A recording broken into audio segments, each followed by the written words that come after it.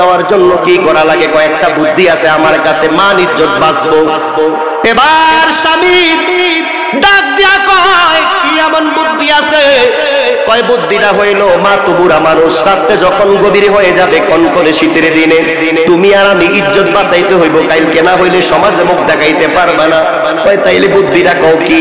কয় আমার মা তো ওই খাটে ঘুমায়, তোমার মা এই খাটে ঘুমাইবে। মাকে যেই কম্বলটায় ঘুমাইলো ওই কম্বলটা পেছাইয়া ওই নদীর পারে আমাদের বাড়ি, মাকে নদীটা পার কইরা নৌকা দিয়া যাইয়া ওই পারে যদি রাইখা আসি, ওই রাত্রে কনকনে শীতের দিনে মা বাঁচবে না। সকাল হইতে হইতে মা মইরা যাইব, বাঘে ভাল্লুকে মাকে খাইয়া ফেলবো। বলেন নাউজুবিল্লাহ। সন্তানকে যখন আবার একটা বুদ্ধি দিল, সন্তান মনে করছে সত্য। এবার সন্তান এই কথাটাকে মানলো। রাত্র যখন গভীর হয়ে গেল, একটা দুইটা বাইজা গেল, এবার বউ ডাক দিয়া কয়, স্বামী কই তুমি? কয় কি হইছে? কয় মা তো ঘুমায় না। কয় কি করে? কয় তোমার মায়ের সাথে আড্ডা দেয়। সুবহানাল্লাহ কোন বেআইনে পাইছে অনেকদিন পরে, আজকে মাহফিলে অনেক বেআইন আসছে না, এরকম দুইজনে বইসে আড্ডা দিবে। বলেন ঠিক কি না? এটা মধুর সম্পর্ক। সুবহানাল্লাহ বলেন।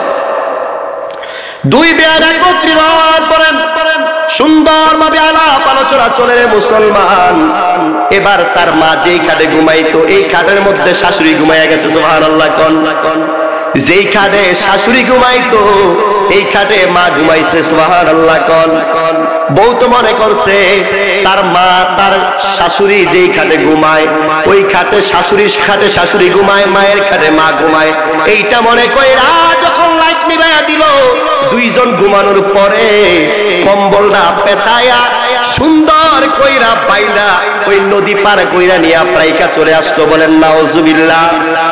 এবার আসার পরে সন্তান বাড়িতে ঢুইকা কয়, এই গেট আমার মায়ের দেওয়া, বাবায় মারা যাওয়ার পরে আমি ঢাকা থাকতাম, বাড়িতে চোর ঢুকছো না আমার মায়ের কারণে। আজকে আমি মাকে ওই জায়গায় রাইখা আসলাম, এই বাড়ি কে পাহারা দেবে? আমাকে কে দেখবে? মা আমাকে লালন পালন কইরা বড় করছে। আমার স্ত্রী আমাকে এই মিথ্যা একটা কথা বলছে না সত্য বলছে, আমি জানলাম না, যাচাই করলাম না, আমি পাগলের মতো নিয়ে মাকে ওই জায়গায় রাইখা আসলাম। এটা কয়া যখন রে মুসলমান চোখের বাড়িগুলো চাইরা দিয়া কান্না করা আরম্ভ করলো, সন্তান যখন চিল্লাচিল্লি করা আরম্ভ করলো, দৌড়াইয়া মা আইসা কয়, বাবা রে কি হইছে তোর? এত রাত্রে তুই কেন কান্না করিস? সন্তান কয়, কি দেখো মা, তোমার না আমি ওই জায়গায় রাইখা আসলাম নদীর ওই পারে, তুমি কেমনে চলে আসলা? কয় কি কইছি না? কয় হ্যাঁ। মানে কয় তোমার পুত্রবধূ বলছে তুমি নাকি খারাপ কথা বলছো, তুমি নাকি স্বামী চাইছো, এই বয়সে তোমার স্বামী লাগবে, তো তোমাকে তো কম্বল পেঁচাইয়া আমরা স্বামী স্ত্রী দুইজনে ওই যে নদীর ওই পারে রাইখা আসছি, ওই তুমি না এখানে ঘুমাইলা? কয় না রে বাবা, আমি আর তোর শাশুড়ি কথা বলতে বলতে তোর শাশুড়ি আমার ঘাড়ে ঘুমাইয়া গেছে, আমি তো তোর শাশুড়ির ঘাড়ে ঘুমাইছি, তোর শাশুড়ি কি নাই নিয়া ওই জায়গায় তুই ফালাইয়া আইছস। সুবহানাল্লাহ। তাইলে পরের জন্য খাদা করলে নিজে পড়তে হয় কি হয় না? আজকে এলাকার মা বোনদেরকে বলতে চাই, আপনারাও এমন পলিসি জানেন, অনেক বউরা আছে জানে কি জানে না, কথা কয় না, জানে কি জানে না? দেখবেন অনেক বউরা আছে খুব শাশুড়ি দরদি। আপনি যদি হাল চাষ করে আসেন, আইসা লুইরা কই দিতে একটু দেরি হইলে একটা থাপ্পড় দিয়া এরকম বেড়াইতে আসে না নাই? কথা কোন আসে না? এরকম থাপ্পড়টা দিলে মা ওই জায়গা থেকে শুই না, এবার দৌড়ে আসে, এই বাবারে কি হইছে? তারানি কোনো মারামারি করে, জানে সন্তান অনেক মেজাজি। বলেন ঠিক কিরা? দৌড়ে আসলে যদি শাশুড়ির প্রতি আন্তরিকতা থাকে, ওই পুত্রবধূ কয়, না মা, ওই যে ডিব্বাটা ছিল উপরে পাকা ঘরে, এটা পড়ছে আমার উপরে। চোখটা কি লেগা? ওই ডিব্বাটা পড়ছে, চোখের উপরে একটু বালু পড়ছে, এই জন্য মা আমি একটু শক্তি মুছতেছি। সুবহানাল্লাহ। এরকম দরদি এই বউ পুত্রবধূ এই দেশে আছে কি নাই? কষ্ট দেওয়ার মতো আছে। এবং সন্তান ওরকম ভাবে গুছিয়ে নিচ্ছে, মা নিজের পুত্রবধূকে এরকম ভাবে গুছিয়ে নিছে, যেই শাশুড়িগুলোকে পুত্রবধূ ওরকম সান্ত্বনা দিয়ে রাখে। বলে সুবহানাল্লাহ। এবার যখন রাত্র গভীর হয়ে যায়, এবার স্বামী স্ত্রী ওই যে আপনি থাপ্পড়টা দিলেন মনে আসেনি? হাল চাষ করে একটা থাপ্পড় দিয়ে নিলেন না?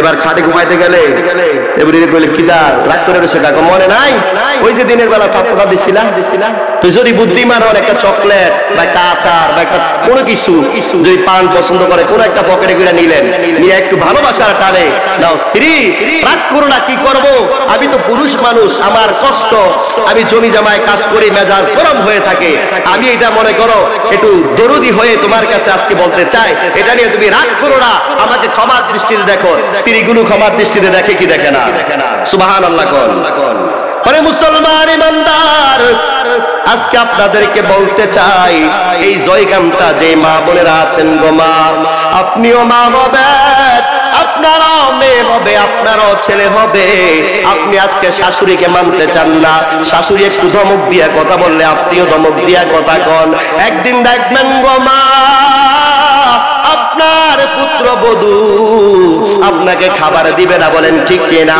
আপনাকে শাশুড়ি বলে সমর্থন করবে না আপনার চোখের দিকে চোখ রাঙায়া কথা বলবে একমাত্র কারণ হলো আপনি আপনার শাশুড়িকে সম্মান করেন নাই বলেন ঠিক কিনা মুসলমান ইমানদার মায়ের কথাগুলি কতক্ষণ আপনাদেরকে বলবো পুরা রাত শেষ হয়ে যাবে মায়ের কদর শেষ হবে না বলেন সুবহানাল্লাহ মুসলমান রে এক শাশুড়ি এক নিজের পুত্রবধূকে নিয়ে বৈশা কয় মাগো আমার চুলগুলি দেখো এলোমেলো হয়ে গেছে মাথার একটু হিটা দিয়া দাও কয় কি কয় না এবার যখন পুত্রবধূকে বললেন মা শাশুড়ি একটু অসুস্থ বৃদ্ধ মানুষ এবার শাশুড়ি যখন সামনে বসলেন পুত্রবধূ হাতে মাথাটা না দেখা পায়ে মাথাটা দেখছে নাউজুবিল্লাহ গন পা দিয়া যখন মাথা দেখলেন শাশুড়ি তো কইতে পারে না এবার যখন অনেক দিন হয়ে যায় যখন কয় মাতাম আমার মাথাটা একটু হিটা দিয়া দাও পুত্রবধূ যায়া করে কি পাওনা দিয়া মাথা হিটা দিয়া দেয় বলেন নাউজুবিল্লাহ এমনি ভাবে যখন ওনার সন্তান বড় হয়ে গেল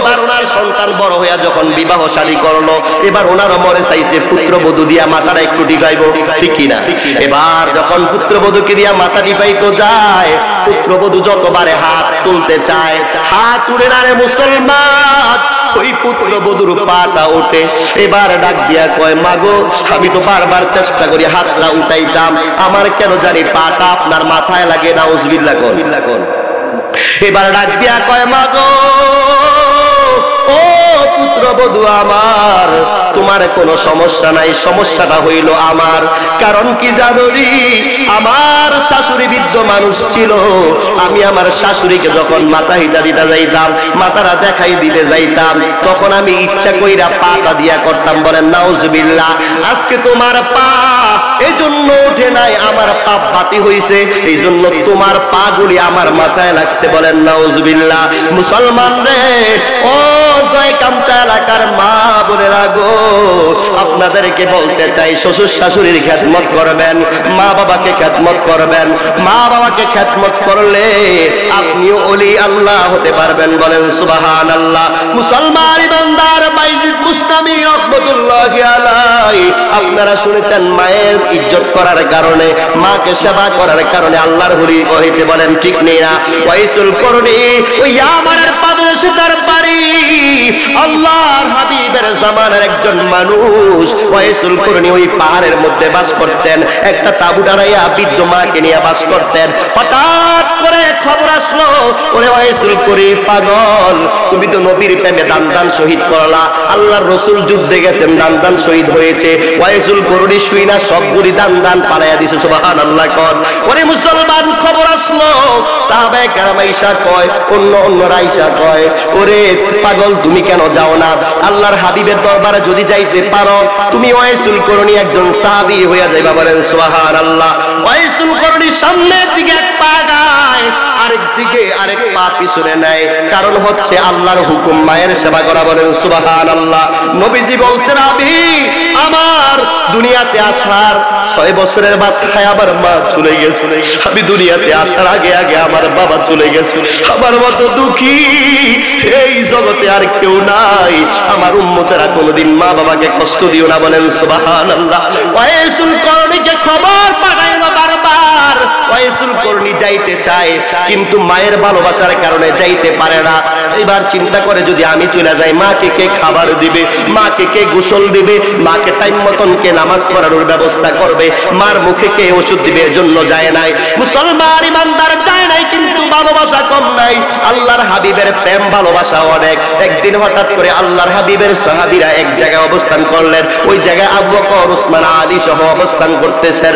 আল্লাহর হাবিব ডাক দিয়া কয়, আলী, ও ওমর, আবু বকর গো, আমার একটা পাগল ওই ইয়ামেনের পাদদেশে আছে, পাহাড়ে অবস্থান করে, আমাকে খুব মহব্বত করে, আল্লাহর প্রেম ভালোবাসা তার অন্তরের মধ্যে আছে। তার মায়ের ভালোবাসার কারণে আমার ওয়াইসুল করনি আমার সাথে দেখা করতে পারে নাই। তোমরা যারা, আমি আজকে তোমাদের কাছে বলতে চাই, আমার ওয়াইসুল করনিকে দেখলে তোমরা বড় সালাম দিবা, তার থেকে দোয়া দিবা। আবু বকর, ওমর, আলী অবাক হয়ে গেল। হাতে একটা জুব্বা মুবারক আছে। দু চার মাস বনের কান্দরে রে, ওরে ঘরের পরিবারের কান্দন কয়েকদিন পরে থাকে না। দুঃখের দরদি আমার জনমে দুঃখী মা, সবাই দুঃখের দরদি আমার গর্ভধারিণী মা, জনম দুঃখিনী মা, দুঃখের দরদি আমার জনম দুঃখী মা, দুঃখের দরদি আমার জনম দুঃখী মা। এরকম মা এই জগতে আছে না নাই? যে মায়ের কণ্ঠে, মায়ের এই অন্তরের মধ্যে সন্তানগুলি কষ্ট দিয়ে দিয়ে এই মায়ের কলিজাটাকে জ্বালায়া পুড়িয়া ছারখার করে দিয়েছে, আছে না নাই? মুসলমান ইমানদার, আজকে ওয়াজ শুনে যাবেন, অনেক বড় বড় আলেম দাওয়াত করেছেন। এই আলেমগুলো আপনাদেরকে ওলি আল্লাহর শান ও মান, মায়ের কদর শোনাবে। আমি সাধারণ একজন পাগল, একজন আলেম হিসাবে আপনাদেরকে এই কথাটা বলতে চাই। পৃথিবীতে আপনি যার কাছে দোয়া চান না কেন, পৃথিবীর সবচেয়ে বড় দোয়াগিরি হইল আপনার মা, আপনার বাবা, বলেন ঠিক কিনা? কারণ আল্লাহ রাব্বুল আলামিন কয়, যদি আল্লাহর হাবিব যদি এই কথাটা বলছিল, ইয়া রাসূলুল্লাহ, সাহাবীরা আয়েশা বলছে, ইয়া রাসূলুল্লাহ, কার কাছে বেশি কদর? বলছে তোমার মা। ক্বালা উম্মুকা, আবার জিজ্ঞাসা করলেন, ইয়া রাসূলুল্লাহ, কার কদর বেশি করে? ক্বালা উম্মুকা, তোমার মা। তৃতীয়বার বললেন, ক্বালা আবুকা, তোমার বাবা।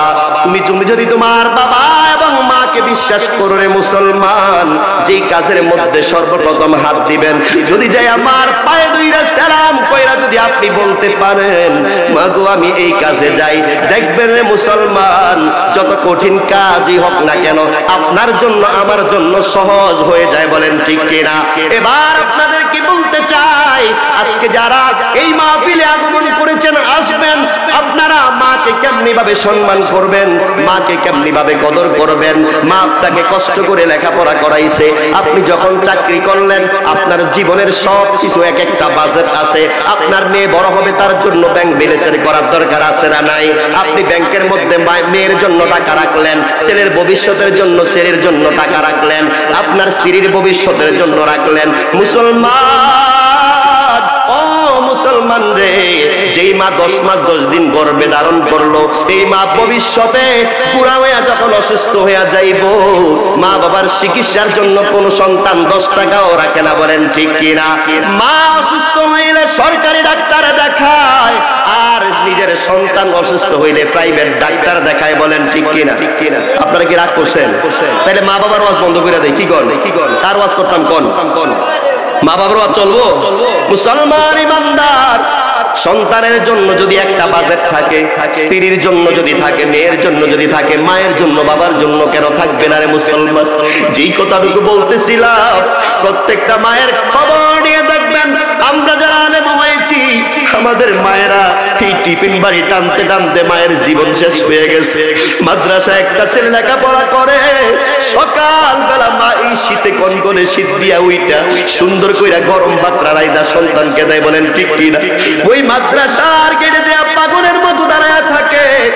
আমি অদমের কুমিল্লার চক বাজারে অনেক বড় একটা মাদ্রাসা আছে, আপনাদের দোয়া আমি পরিচালনা করি। মুসলমান, সকাল বেলা দেখি কত মায়ের চোখের পানি টপ টপ করে পড়ে রে মুসলমান। মা যখন সন্তানের ভাত দিতে আসে, যদি দেখতে আসতে কত দূর দূরান্ত থেকে সন্তানকে দেখতে যায়, মা চোখের পানিগুলো ছেড়ে দেয়, সন্তানও চোখের পানিগুলো ছেড়ে দেয়। মা চোখের পানি বসে সন্তানকে বোরকারা দিয়া মায়ের দেখতে বইসা দেয়। আর একটা হুজুরের হাতে সবর্দ করে দেয়, হুজুর কিছু চাই না, আমার সন্তানটা আলেম হইব, আমার সন্তান আলেম হইয়া এক জায়গায় কোরআনের হাফেজ হইয়া এক জায়গায় ইমামতি করব, বলেন ঠিক কিনা? আমার সন্তান আলেম হইব, আমার সন্তান স্টেজে ওইটা ওয়াজ করব, এটা ছাড়া আর কোনো মা টাকা চায় না, বলেন ঠিক কিনা? আজকে আপনাদেরকে বলতে চাই, যাদের একটা সন্তান আছে মাদ্রাসায় লেখাপড়া করে, ওই সন্তানটাকে মা চিনার দরকার আছে না নাই? বাবাকে চিনার দরকার আছে না নাই? মুসলমান রে, ঘরের মধ্যে টিভি একটা রুমে আপনি লাগাইলেন, ওই জায়গার মধ্যে সুন্দর সোফার ব্যবস্থা করলেন, ওই সোফার মধ্যে বসে আপনার সন্তান টিভি দেখে, আর আরেকটা সন্তান আপনি মাদ্রাসায় ভর্তি করাইলেন, ওই সন্তানটা রাত্রে 3টা বাইজে ওইটাতে কোরআন তেলাওয়াত করে, বলেন ঠিক কিনা? ওই কনকনে শীতের দিনে দুনিয়ার সমস্ত মানুষগুলি ঘুমায়, আপনার একটা সন্তান রাত 12টা 1টা পর্যন্ত টিভি দেখে, আরেকটা সন্তান 10টা পর্যন্ত কোরআন তেলাওয়াত করে মাদ্রাসায়, বলেন ঠিক কিনা? মাদ্রাসায় জামিরে তাই খেয়া ঘুমায়া যায়, রাত্রে 3টা বাজে আবার হুজুর যখন টোকা দেয়, বাবা ওঠো, ওই জায়গার মধ্যে থেকে সন্তান ওইটা সুন্দর করে কোরআন তেলাওয়াত করে। মুসলমান, কোরআন তেলাওয়াত করে 1 বছর 2 বছর 3 বছর শেষে ওই ছেলেটা যখন হাফেজ হয়, ওই ছেলেটা যখন আবার মাদ্রাসায় পড়া যখন আলেম হয়, ওই ছেলেটা যখন মা মারা যায়, বাবা মারা যায়, মায়ের জানাজার লাশের সামনে দাঁড়ায় কি দাঁড়ায় না? কথা কোন দাঁড়ায় কি দাঁড়ায় না? যখন মাদ্রাসায় পড়ে আপনি ওই ছেলেটাকে বেশি তদারকি নেন না। যেই ছেলেটা স্কুলে পড়ে ভালো একটা স্কুল খুঁজেন, যেই ছেলেটা মাদ্রাসায় পড়ে তার জন্য নরমাল একটা এতিমখানা মাদ্রাসা টোকা, এরকম পাবলিক আছে না নাই? এতিমখানায় যায় কয়, হুজুর আমরা গরিব মানুষ, আমাদের জন্য কোনো ছাড় আসেনি, কয় কি কয় না? কিন্তু আরেকটা ছেলে স্কুলে পড়ে, এটা ভালো একটা স্কুল খোঁজে, ওই ছেলেটার জন্য আপনি বাসা আমরা তৈরি থেকে আপনি কুমিল্লার চকবাজারে বাসা নেন, টমসম ব্রিজ কান্দির পারে বাসারই আপনি থাকেন। কিন্তু যেই ছেলেটা গো মাদ্রাসায় লেখাপড়া করে, ওই ছেলেটার 1 মাস পরে যায় দেখার আপনার সময় থাকে না, বলেন ঠিক কিনা? মুসলমান ইমানদার, আজকে আপনাদেরকে বলতে চাই, যারা আপনারা একটা ছেলেকে মাদ্রাসায় পড়ান নাই, তাকে যদি মাদ্রাসার গেটটা চিনান, তারা যদি মাদ্রাসায় ভর্তি করান, কি লাভ হবে? আপনার ইন্তেকালের পরে আপনার লাশের সামনে মসজিদের ইমামের জন্য অপেক্ষা করার দরকার নাই, কোন মুসলমানের জন্য অপেক্ষা করার দরকার নাই। আপনার আলেম সন্তানের ভালোবাসার কারণে দেখবেন কতগুলি আলেম আপনার জানাজায় শরীক হয়ে যাবে, বলেন সুবহানাল্লাহ। বিশ্বাস আছে না নাই? আপনাদের এলাকায় আলেম আছে না? ইজ্জত নাই তাদের? মুসলমান, আপনি খবর নিয়ে দেখেন কয়জন আলেম মাকে কষ্ট দেয়, খোঁজ খবর নিয়ে দেখবেন। অনার্স মাস্টার্স পাস, আমি কাউকে অ্যাঙ্কার করে বলছি না, ছেলে ডাক্তারি পড়ে। গত কিছুদিন আগে আমি এক জায়গায় মাহফিলে যাই, আমি যখন গাড়িতে বসে রইলাম, হঠাৎ করে দেখি একটা মুরব্বি, ওনার চাইতে অনেক বয়স হইব, একবারে বাঁকা হয়ে গেল। মুরব্বি ইংলিশে টকিং করেন, ভিক্ষা খুঁজে, ইংলিশে কথা বলে। মুরব্বি কাটে ডাক দিলাম, বাবা আপনি তো মনে হয় অনেক শিক্ষিত মানুষ। কয় হ্যাঁ। তাইলে আপনি কেন ভিক্ষা করেন? কয় বাবা আমার অন্তরের জ্বালাটা বাড়াইও না, এই অন্তরের জ্বালা যদি বাড়াও আমি আজকে বাড়ি যাইতে পারবো না। ডাক দিয়ে বললাম, বাবা আপনি আমার বাবা সমতুল্য হবেন, কিন্তু অবাক লাগে আপনি ইংলিশ এত সুন্দরভাবে কেমনে কথা বলেন। চোখের পানি ছাইরা দিয়া দেখি লগে একটা মুরব্বী মহিলা। আমি জিজ্ঞাসা করলাম উনি কে? কয় আমার ওয়াইফ। এবার আমি জিজ্ঞাসা করলাম, বাবা আপনার কেন আজকে ভিক্ষা করতে হয়? চোখের পানি ছেড়ে দিয়া কয়, হুজুর 3টা ছেলেকে আমি লেখাপড়া করাইলাম, আমি একটা প্রাইমারি স্কুলের হেডমাস্টার ছিলাম, আমি কত মানুষকে মানুষ করলাম, হাজার হাজার শিক্ষালয়ে আমি শিক্ষকতা করে আমি আমার কত মানুষদেরকে আমি অমানুষকে মানুষ করলাম, কিন্তু দুঃখের বিষয় রে বাবা, আমার 3টা সন্তানকে জেনারেল শিক্ষায় শিক্ষিত করলাম, কিন্তু তারা সুশিক্ষায় শিক্ষিত হইতে পারল না। বলেন নাউজুবিল্লাহ। জিজ্ঞাসা করলাম বাবা তারা কি লেখাপড়া করে নাই? করে হ্যাঁ মাস্টার্স করেছে 3টা ছেলে। ওই 3টা ছেলেকে বিবাহ করাইলাম, 3টা বাড়ি করলাম, 3টা ছেলেকে 3টা বাড়িতে যখন ভাগ করে দিলাম, এবার আমরা জুদা হয়ে গেলাম, আলাদা হয়ে গেলাম। নাউজুবিল্লাহ নাউজুবিল্লাহ। আমাদেরকে আলাদা একটা ঘর করে দিল, ওই টাকাগুলি আমার পেনশনের টাকা, আমি তাকে আলাদা একটা ঘর করলাম। চোখের পানিগুলি টপ টপ করে পড়ে মুসলমান, উনার চোখের পানির সাথে সাথে আমার চোখের পানি চড়ে গেল। এই জন্য আমার বাবা নাই। আজকে যদি বাবা থাকতো এই মাহফিলেও আসতো, কারণ আপনারা জানেন ওনার ভগ্নিপতি আমি। যদিও মুসলমান, আজকে যদি এমন একটা বাবা এই জায়গায় আছে যে দিনে দিনে কান্দে, কষ্টের কথাগুলি মনে পড়ে গেছে, বলেন ঠিক কিনা? মাস্টার সাহেবকে জিজ্ঞাসা করলাম তো আপনার দুঃখটা কেন? ওই ছোট ছেলের লগে 5 দিন ভাত খাইলাম, খাওয়ার পরে দেখি পুত্রবধূ এমন ভাবে ঝগড়া লাগছে, আমার ছেলে আর বাড়িতে 1 সপ্তাহ আসে না। বলেন নাউজুবিল্লাহ।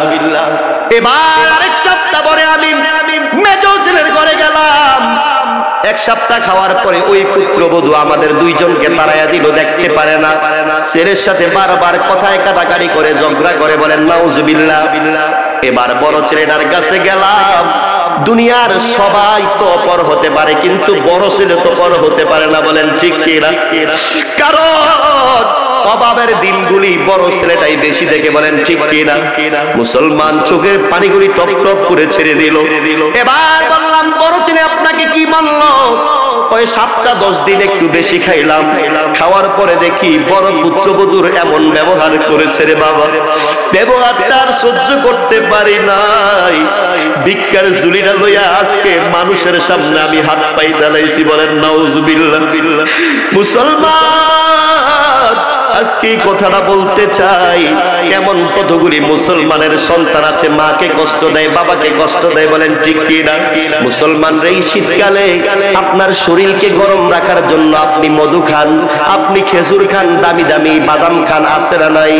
বিদেশ থেকে আপনি দামি দামি খেজুর গুলি আনার পরে আপনি খান, কিন্তু আপনি দামি দামি কম্বলে ঘুমান। আপনার সন্তান ওই পাতলা একটা মাল শিখাতার জন্য আপনি অনলাইনে ব্যবস্থা নেন, অনলাইনে অর্ডার করে গরমের জন্য মাল শিখাতার ব্যবস্থা করেন। বিদেশ থেকে আপনি দামি কম্বল আনছেন, ওইটাই ঘুমান। বিল্ডিং এর মধ্যে হিটার ব্যবস্থা আছে, গরমের জন্য এসি ব্যবস্থা আছে, আছে না নাই? কিন্তু বাঙ্গা একটা ঘরের মধ্যে মা, বাঙ্গা একটা ঘরের মধ্যে বাবা ঘুমায়, ওই বাবার ঘরের মধ্যে কারেন্টও নাই, এরকম মানুষ আছে না নাই? ওই পিছনে তারা বলেন আছে না নাই? আপনারা কি রাগ করছেন? পিছনে তারা রাগ করে রয়েছেন? 2-1 জন হাত তুলে এখন রাগ করি নাই, কেউ আছেন রাগ করেন নাই?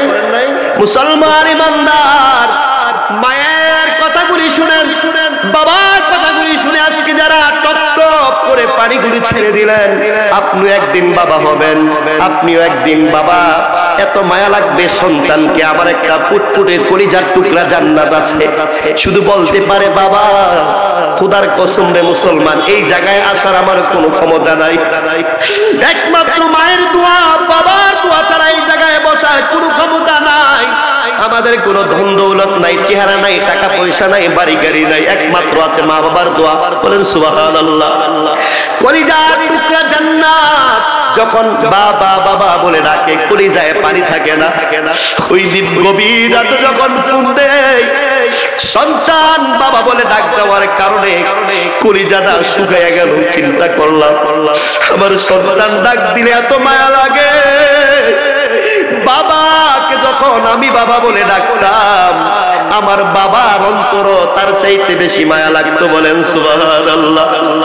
আমি আমার সন্তান বাবা বলে, আমার সন্তানের মা বাবা ডাকতে এত মধুর লাগে।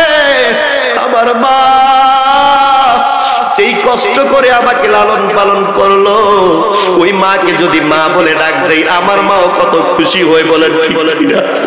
আজকে যারা মাকে বাবাকে কষ্ট দিয়েছেন, আপনাদের পায়ে ধরে বলতে চাই, আজকে ওয়াজ শেষে মায়ের দরজার মধ্যে যায় বলবেন, মা, মা গো, মা, কষ্ট দিয়েছি মা, আজকে তোমার কাছে ক্ষমা চাই। পারবেন কি পারবেন না? এই জোরে বলেন, পারবেন কি পারবেন না? মা, আজকে ক্ষমা চাই, জীবনে আর কোনোদিন অন্যায় অপরাধ করব না। বাবা, আজকে ক্ষমা চাই, আর কোনোদিন অন্যায় অপরাধ করব না।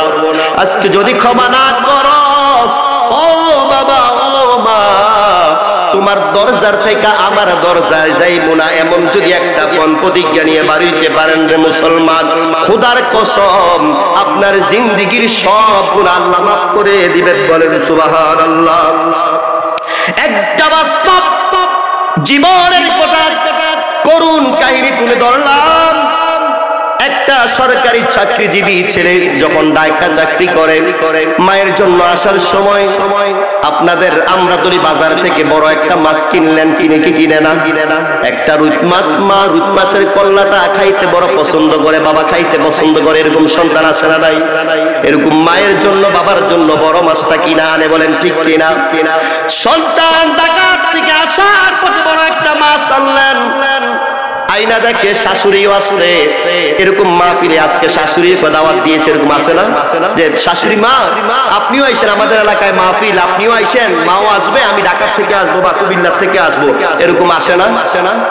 সন্তান বাজার থেকে বড় মাছটা আনলেন, আইনা স্ত্রীকে বললেন, স্ত্রী গো আমার, তোমার মাও আসছে, আমার মাও আসছে, এই পুরাটা মাছ 3, 3.5 কেজি, 4 কেজি, 5 কেজি। আমার মা কল্লাটা পছন্দ করে, আমার মাকে কল্লার অংশটা সুন্দর করে রান্না বান্না করে দিও। বলেন ঠিক কিনা? আর বড় বড় কয়েকটা খাড়ি দিও, টুকরা কইরো, ওটার থেকে আম্মার জন্য, শাশুড়ি আম্মার জন্য রাইখো। বউ ডাক দিয়া কয়, তোমার মতো পাগল স্বামী আর দেখি নাই। তোমার মায়ের প্রশংসা, তোমার মায়ের খাবার চিন্তার আগে করো, আমার মা যে আসছে তুমি কি চোখে দেখো না? বলে কি বলে না? এই কথা কোন কয় কি কয় না? মুসলমান এবার সন্তান একটু ধমক দিয়ে বলল, পাগলামি করিও না, আমার মা পৃথিবীর শ্রেষ্ঠ মা, আমার মায়ের জন্য এই কল্লাটা রান্না। এমনি ভাবে যখন দুইজনে টকটক লেগে গেল, মা ওই ঘর থেকে দৌড়াইয়া আইসা কয়, বাবারে, এতদিন পরে ঢাকা থেকে আসলা, কি হইল তোমার? তুমি তো এরকম ঝগড়াঝাটি করো না, হঠাৎ কইরা কেন ঝগড়া লাগলা? সন্তান ডাক দিয়া কয়, না মা, কিছু হয় নাই। কয় কি? কয় না। কিছুক্ষণ পরে এবার বউ বড় চালাক, যদিও আপনাদের জয়কামতা এরকম মানুষ নাই, আমাদের গ্রামে অনেক এরকম বউ আইতাছে। ডাক দিয়া কয়, স্বামী, তোমাকে একটা কথা বলতে চাই, তুমি কল্লা খাওয়াইও, পরে তোমার সাথে একটা কঠিন কথা আছে। কয় কি? কয় তুমি কি জানোনি তোমার মা কি কাজটা করছে? একটা পেঁচ লাগায়। বলেন ঠিক কিনা? কি মা কি কাজ করছে? মানে কয় ইজ্জত বাঁচবে না, আস্তে করে কথা কও। কয় কি হইছে? কয় মা, তোমার বাবা, আমি আইসা দেখলাম তোমার বাবা ইন্তেকাল করছে, আজকে 5 বছর হইয়া যায়, আজকে একটা সপ্তাহ, মায়ের জ্বালায় অস্থির আছি। কয় কি কইছে মায়? কয় মা আমার কয়দিন ডাক দিয়া কয়, আমার ছেলের কাছে আমি কইতে পারবো না গো বউ, তোমার কাছে একটা গোপন কথা কই, আমার সন্তানটা আসলে আমার জন্য একটা স্বামী দেখতে বইল। বলেন নাউজুবিল্লাহ। মানে একটা পেশ লাগানো আছে না? এরকম চালাক পুত্রবধূ আছে না নাই? এই জোরে বলেন, আছে না নাই? এবার কি কইলা রে?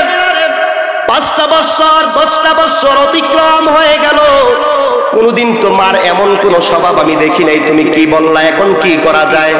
বলে ইজ্জত হানি হবে, মায়ের মতো কোন হয় এরকম। মুবারকটা হাতে নিয়ে কয়, আলী ওমর আবু বকর, আমার ওই পাগলের সাথে যদি দেখা হয়, পাগলকে এই পাঞ্জাবিটা দিবা। সুবহানাল্লাহ। আবু বকর মনে করেছিল পাঞ্জাবিটা আবু বকরকে দিবে, ওমর মনে করছে ওমকে দিবে, ওমর রে দিবে। হযরত আলী যেহেতু আল্লাহর হাবিবের জামাতা, মনে করেছিলেন এই জামাটা তো আমি পাবো। সুবহানাল্লাহ। হঠাৎ করে আল্লাহ ডাক দেয়া কয়, ওরে জিবরাইল, আমার হাবিবকে বইলা দাও, ওই ইয়ামানের একটা পাগল আছে, ওই পাগলটাকে যেন জুব্বাটা প্রদান করে। বলেন সুবহানাল্লাহ। আরো আসতে কোন সুবহানাল্লাহ। আপনারা কি ঘুমায় গেছেন? আসেননি আপনারা? বাবার সাথে তো ঘুমায় গেছে। মুসলমান ইমানদার, ওয়াইসুল করনি কেমন পাগল, মার ভালোবাসার কারণে আল্লাহর হাবিবের দরবারে গেলেন না। এবার যখন আল্লাহর হাবিব জুব্বা মুবারকটা দিলেন, এবার ওই জুব্বাটা নিয়ে যখন ওয়াইসুল করণীর কাছে আসলেন, আয়েশা বলেন, ওয়াইসুল করণী, আপনি এমন মানুষ, আপনি এমন ভালোবাসার মানুষ, আপনি আল্লাহর হাবিবকে বড় মহব্বত করেছেন। এই যে দেখেন জুব্বা, আমি আলী কত আশায় ছিলাম আমি জুব্বাটা পাবো, ওমর আমি কত আশায় ছিল আমি পাবো, হযরত আবু বকর বলে আমি পাবো, কিন্তু আল্লাহর হাবিব আপনাকে এত মহব্বত করেছে, এই জুব্বাটা কেন প্রদান করেছে? এবার ডাক দিয়া কয়, আমার ওই জবানটার দিকে তাকাও, এই জবানের মধ্যে একটা দাঁতও নাই, কেন জানেননি? কই কেন? আমি শুনলাম আল্লাহর হাবিব নাকি যুদ্ধে গেছে, আরে দাঁতগুলি শহীদ হয়ে গেছে। সুবহানাল্লাহ। কোন আমি ওয়াইসুল করণী কোন দাঁতটা পড়ছে এটা সন্দেহ কইরা আমার জবানের মধ্যে গালসাবার মধ্যে একটা দাঁতও রাখি নাই। আল্লাহর হাবিবের প্রেম ভালোবাসার কারণে সব দাঁতগুলি পালাইয়া দিছি। আর জোরে কোন সুবহানাল্লাহ। আমি শুনলাম আল্লাহর হাবিবের দরবারে গেলে আমি সাহাবী হয়ে যাব, কিন্তু আমার মা, আল্লাহর হাবিব হাদিস শরীফে প্রমাণ, মায়ের খেদমত করলে জান্নাত পাওয়া যায়। আল্লাহর হাবিব বলেছিলেন মাকে খেদমত করো, আমি আমার মাকে খেদমত করার সুযোগ পাই নাই তেমন বেশি, তোমরা তোমার মাকে পাইলে মায়ের সেবা করবা। আল্লাহর হাবিবের এই কথাটা, ওই সুন্নতটাকে মাইরা আমি ওয়াইসুল করণী আমার মায়ের খেদমত করেছি। বলেন সুবহানাল্লাহ। ওয়াইসুল করণী জুব্বা মুবারক পাইলেন, আল্লাহর হাবিব ডাক দিয়া কয়, ওরে আলী, ওই ওয়াইসুল করণীকে পাইলে তোমরা কি করবা জানোনি? কয় ইয়া রাসূলুল্লাহ, ইয়া হাবিবাল্লাহ, নবী গো কি করব? কয় আমার ওয়াইসুল করণীকে পাইলে তার থেকে তোমরা দোয়া নিবা। এতটুকু ক্ষান্ত নয়, দোয়া নেওয়ার পরে আমার উম্মতের জন্য দোয়া করতে বলবা। বলেন সুবহানাল্লাহ। আরো জোরে বলেন সুবহানাল্লাহ। মুসলমান, বিরল কাহিনী হলো এতটুকু ক্ষান্ত নয়। আল্লাহ রাব্বুল আলামিন ডাক দিয়া কয়, ওয়াইসুল করণী যেদিন জান্নাতের গেটে পাড়া দিবে, সব মানুষগুলি জাহান্নামীরা জাহান্নামের মধ্যে চলে যাবে, জান্নাতীরা জান্নাতের মধ্যে চলে যাবে। ওয়াইসুল করণী জান্নাতের গেটে যখন পা রাখবে, আল্লাহ বলবে, এই দাঁড়াও। ওয়াইসুল করণী দুনিয়ার জমিনে মায়ের খেদমত করার কারণে তুমি ওলি হয়েছ, আজকে তুমি একা আমার জান্নাতে প্রবেশ করতে পারবা না। বলেন সুবহানাল্লাহ। ডাক দিয়া কয়, আল্লাহ, আমি ওয়াইসুল করণীকে কি হুকুম করলেন? ওই যে দেখো আমার জাহান্নাম, ওই জাহান্নামের দিকে তাকাও। ওই জাহান্নাম থেকে যেই মানুষগুলির জন্য তুমি ওয়াইসুল করণী আঙ্গুল দেখাইবা, আমি রব্বুল আলামিন ওই মানুষদেরকে ক্ষমা কইরা জাহান্নাম থেকে জান্নাতে দিয়ে দিব। বলেন সুবহানাল্লাহ। ওগো মা, তুমি এই ধরনের শ্রেষ্ঠ নিয়ামত, তোমারই প্রদত্তনে রয়েছে জান্নাত। ওগো মা, তুমি এই জগতের শ্রেষ্ঠ নিয়ামত, তোমারই প্রদত্তনে রয়েছে জান্নাত। এ পৃথিবী থাকতো গো ফুল পাখিহীন, এ পৃথিবী থাকতো গো মায়া মমহীন, যদি না পেত তোমার মায়ারি হাত, যদি না পেত তোমার মায়ারি হাত।